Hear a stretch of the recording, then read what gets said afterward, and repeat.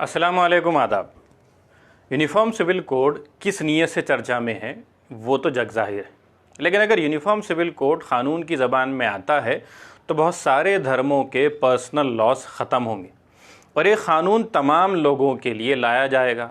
सुनने में तो बहुत अच्छा लगता है कि सब के लिए एक क़ानून हो ताकि लोगों में और उनको मिलने वाले हुकूक़ में कोई भेदभाव ना हो, लेकिन तय किन बुनियादों पर होगा वो बड़ा सवाल है। वैसे आज ये भी सवाल नहीं है, लेकिन बस खुलकर कहा नहीं गया है। यूनिफॉर्म सिविल कोड कोई नया ऐलान नहीं, लेकिन हाल ही में हमारे प्रधानमंत्री नरेंद्र मोदी जी ने एक पब्लिक प्रोग्राम में यूसीसी का ऐलान करके अलग अलग मज़हबों के मानने वालों के दरमियान डिबेट व बहस के दरवाजे पूरी तरह से खोल दिए। आजकल हम देख रहे हैं कि यूनिफॉर्म सिविल कोड के नाम पर ऐसे लोगों को भड़काने का काम हो रहा है। आप मुझे बताइए, एक घर में परिवार के एक सदस्य के लिए एक कानून हो, परिवार के दूसरे सदस्य के लिए दूसरा कानून हो, तो क्या वो घर चल पाएगा? क्या कभी भी चल पाएगा क्या? फिर ऐसी दोहरी व्यवस्था से देश कैसे चल पाएगा? हमें याद रखना है कि भारत के संविधान में भी नागरिकों के समान अधिकार की बात कही गई है। कैसे इनके ज़रिए पर्सनल लॉस पर असर पड़ेगा, आइए वो हम जानने की कोशिश करते हैं। वैसे देखा जाए तो यूसीसी का मकसद शादी, तलाक, गोद लेने, विरासत की तकसीम, जानशीनी यानी कि सक्सेशन और सरपरस्ती जैसे मामलात को सबके लिए एक जैसा बनाना है। अगर हम यूसीसी की तरफ देखें, अगर यूसीसी आता है तो इससे शादी की उम्र, एक से ज़्यादा शादियों पर पाबंदी और दो मज़हबों में शादी की खुली आज़ादी जैसे मामलात जो हैं वो डिस्कस होंगे और इनसे रिलेटेड तलाक, जायदाद, विरासत वगैरह इन सब की बातें होगी। असल में हमारे मुल्क के जो दस्तूर है उसकी दफ़ा 44 में ये कहा गया है कि हुकूमत इस बात की कोशिश करेगी कि मुल्क में यूनिफॉर्म सिविल कोड लाए ताकि मुल्क की सरहदों में रहने वाले तमाम लोगों को एक ही क़ानून से उन पर चीज़ें लागू की जाए। हमारे मुल्क में तमाम मज़हबों के अपने पर्सनल लॉज हैं। यूसीसी इन पर्सनल लॉज को बदल कर तमाम को एक क़ानून के तहत लाने का नाम है। चलिए जानते हैं कि अगर यूसीसी आता है तो किस मज़हब के कौन से लॉ पर इसका असर पड़ सकता है।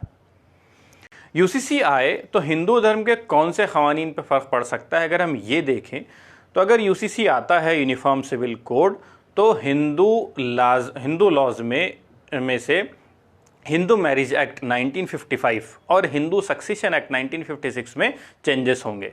मिसाल के तौर पे हिंदू मैरिज एक्ट के सेक्शन 2 के क्लॉज 2 के जो फ़ायदे शेड्यूल ट्राइब्स को नहीं दिए जाते थे वो ख़त्म होंगे।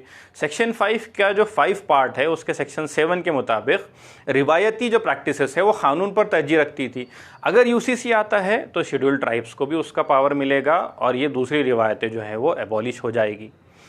अगर यूसीसी मुसलमानों के एंगल से हम देखें, सिर्फ एक मिसाल अगर दे तो मुस्लिम पर्सनल शरीयत एप्लीकेशन एक्ट 1937 के मुताबिक मुसलमानों में शादी, तलाक और तलाक के बाद मेंटेनेंस, जायदाद में बेटी का हिस्सा या विरासत की तकसीम का फ़ैसला जैसी जितनी चीज़ें हैं वो इस लॉ के मुताबिक यानी इस्लामी क़वानीन से तय होते हैं।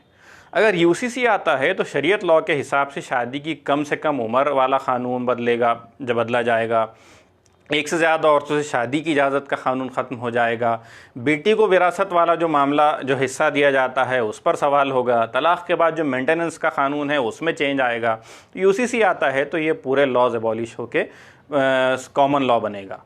यूसीसी में सिखों के उन्वान से अगर हम देखें तो सिख धर्म में शादी के क़वानीन आनंद मैरिज एक्ट 1909 से तय किए जाते हैं, जिसमें तलाक़ का कोई भी प्रोविज़न मौजूद नहीं है। इसलिए सिखों में तलाक़ हिंदू मैरिज एक्ट के तहत दी जाती है। लेकिन अगर यूसीसी आता है, जाहिर सी बात है, तो तलाक़ का कॉमन क़ानून तमाम मज़हबों के लिए लागू किया जाएगा। तो ये जो है इसके अलावा भी सिखों पर हो सकते हैं, या एक मिसाल हमने ली। यूनिफॉर्म सिविल कोड में अगर हम पारसियों की बात करें तो पारसी मैरिज एंड जो उसका एक्ट है 1936 वाला, तो उसके तहत कोई भी पारसी औरत अगर गैर पारसी से शादी करती है तो पारसी धर्म से वो बेदखल हो जाती है। लेकिन अगर यूसीसी आएगा तो फिर पारसी धर्म का ये क़ानून भी ख़त्म हो जाएगा और inter faith, inter religion marriages जो हैं वो अलाउड होगी और कोई उस पर जो है फिर ज़बरदस्ती नहीं की जाएगी। पारसियों में गोद ली हुई बेटी को कोई हक़ नहीं मिलता, जबकि गोद लिए हुए बेटे को सिर्फ बाप की मौत के बाद उसके आखिरी रसूमात अंजाम देने ही का हक़ मिलता है। अगर यूसीसी आता है तो पारसियों का ये क़ानून भी ख़त्म हो जाएगा और गार्डियनशिप और कस्टडी के लॉज जो हैं पारसियों में बदल लिए जाएंगे, वो कॉमन लॉज के तहत जो है फिर वो इम्प्लीमेंट किए जाएंगे। अब अगर हम क्रिश्चियंस की बात करें यूसीसी के एंगल से, तो उन पर क्या असर पड़ेगा, जैसे कि विरासत, गोद लेना और सक्सेशन वगैरह। लेकिन इनके अलावा शादी के कुछ मामलात और कैथोलिक चर्च की जानिब से तलाक़ की कोई हैसियत न देना, ये तमाम चीज़ों पर जो है यूसीसी का असर पड़ेगा। क्रिश्चियंस जो डाइवर्स लॉ है उसके सेक्शन 10 का जो पार्ट 1 है कि उसके मुताबिक किसी भी कपल को, किसी भी हस्बैंड वाइफ को रजामंदी के साथ तलाक़ लेने के लिए 2 साल तक अलग अलग रहना लाजमी है, उसी के बाद उनको तलाक़ मिलेगा। यूसीसी के आने से तलाक़ का ये सिस्टम भी जो है ख़त्म होकर वो कॉमन है, जाहिर से बात कॉमन हो जाएगा। फिर सक्सेशन एक्ट ऑफ 1935 या 1925 गालिबन जो क्रिश्चियंस मदर्स को अपने मरने वाले बेटे की जायदाद में से कुछ भी हिस्सा नहीं देता है, ऐसी तमाम जायदाद जो है सिर्फ बाप के हिस्से में चली जाती है, तो यूसीसी जो है इसको भी बदल कर माँ का हिस्सा भी शायद फिर वो डिसाइड करे। तो ये तो उसूल की बात हुई जिसमें क्या क्या असर पड़ेगा हम वो देखते हैं। लेकिन जहाँ तक बात हमारी मौजूदा सरकार की है तो वो तो धड़ल्ले से बायस्ड क़ानून ना सिर्फ बनाती है बल्कि उसको बहुत आराम से लागू करने की बात भी करती है। पॉलिटिकल गेन के लिए ये ऐन मुमकिन है कि यूसीसी के ड्राफ्ट में सिर्फ मुसलमानों को टारगेट किया जाए, जैसा आज डिबेट्स नज़र आ रहा है, और बाकी को एग्जेम्प्ट कर दिया जाए।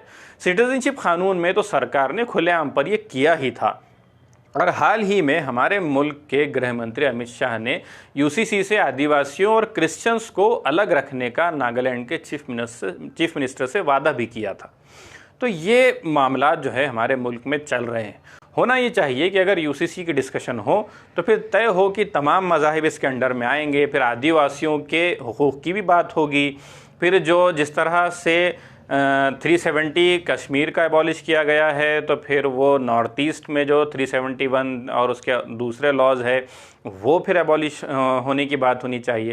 लेकिन जाहिर सी बात है कि जो अक्लमंद लोग हैं, जो चीज़ों को सही रुख में देखते हैं, उन्हें पता है कि ये इलेक्शन पॉइंट ऑफ व्यू से एक पॉलिटिकल डिबेट के एंगल से छेड़ा गया है। इसका मतलब ये भी नहीं है कि लॉ लाया नहीं जाएगा, लॉ को प्रेजेंट भी किया जाएगा और लॉ को इस अंदाज में प्रेजेंट किया जाएगा कि पर्टिकुलरली एक कम्युनिटी यानी शायद से मुसलमानों पर उसका ज़्यादा इम्पैक्ट पड़े या 100% इम्पैक्ट पड़े। दूसरों के मामलों में ऐसे कुछ चेंजेस शायद नॉमिनल शो किए जाए जिसको वो कुछ वक्त के बाद एक्सेप्ट कर लें कि मेजर उनको उससे तकलीफ़ महसूस ना हो।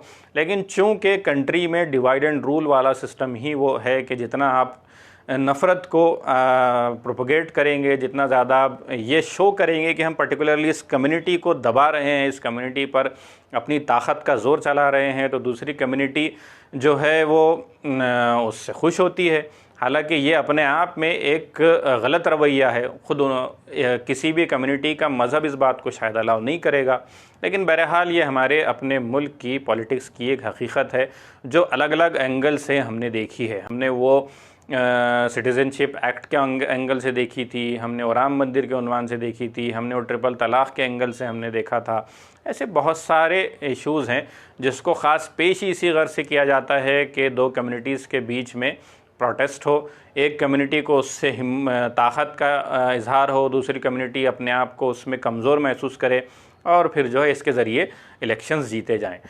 ये यूसीसी के उन्वान से हमने एक शॉर्ट में आपके सामने अपना प्रेजेंटेशन रखा। इसकी और कुछ डिटेलिंग्स हम इंशाअल्लाह अगले एपिसोड्स में आपके सामने लेकर आएंगे। खुदा हाफ़िज़।